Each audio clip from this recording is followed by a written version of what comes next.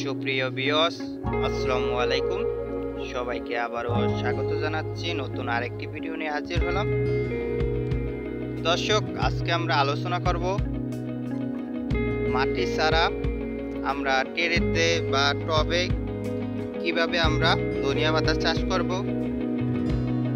খুব সহজেই আমরা এই ধনিয়া পাতা চাষ করতে পারবো। এ টু জেড আজকে আমরা আলোচনা করব।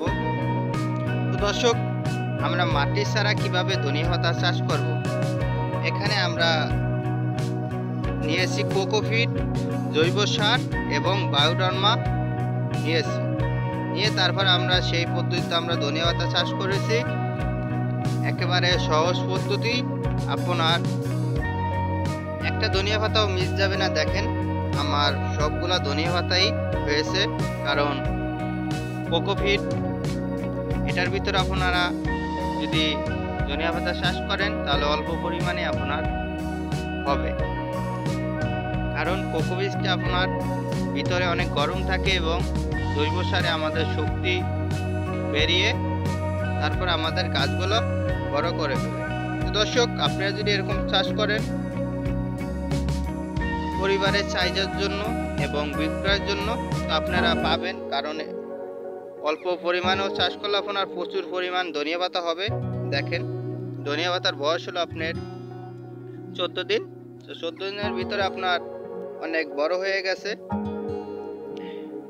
কারণ কোকোপিটের মাধ্যমে শক্তিশালী এবং জৈব সার আমরা মিশিয়ে তারপরে আমরা এটা বপন করেছি, যাতে আমাদের ধনিয়া পাতা অল্পতে আমরা বিক্রয় করতে পারি এবং পারিবারিক চাহিদার জন্য মিলাইতে পারি।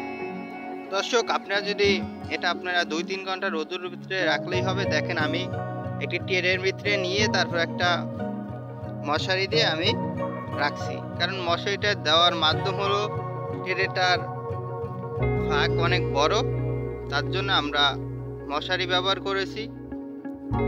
কারণ মশারিটা ব্যবহার করলে আপনার পানি যদি দিয়ে থাকি তাহলে পানিটা পড়ে যাবে। যদি আমরা মশারিটা না দেই তাহলে আমাদের কোকোপিটটা নিজে আমাদের বের হয়ে যাবে এবং পানি দেওয়ার সাথে সাথে আমাদের পড়ে যাবে, তার জন্য মশারিটা দেওয়া হয়। দর্শক, আপনারা এরকম চাষ করতে পারেন একবারে খুব ইজিলি, সহজে। কোনো সার প্রয়োগ করতে হয় না, শুধু জৈব সার এবং কোকোপিটের মাধ্যমে ধনিয়া পাতা চাষ করবেন।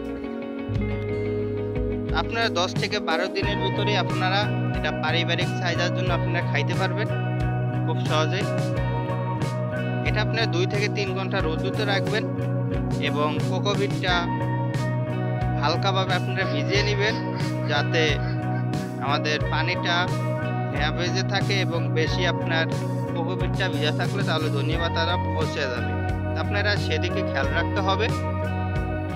আপনারা 20 থেকে 25 দিনের ভিতরে দেখবেন ধনিয়া পাতা এটা ফুল ভরাট হয়ে যাবে। দর্শক, দেখছেন এখানে আপনার 10 গ্রাম ধনিয়া পাতা আমরা বপন করেছিলাম, তো আমাদের সবই হয়েছে। 10 গ্রাম ধনিয়া পাতা একটাও কোনো আমাদের মিলছে না।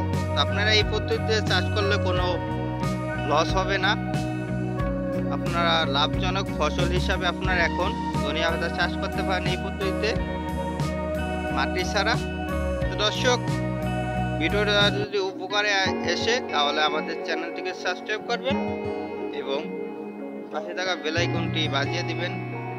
আল্লাহ হাফেজ, আসসালামু আলাইকুম।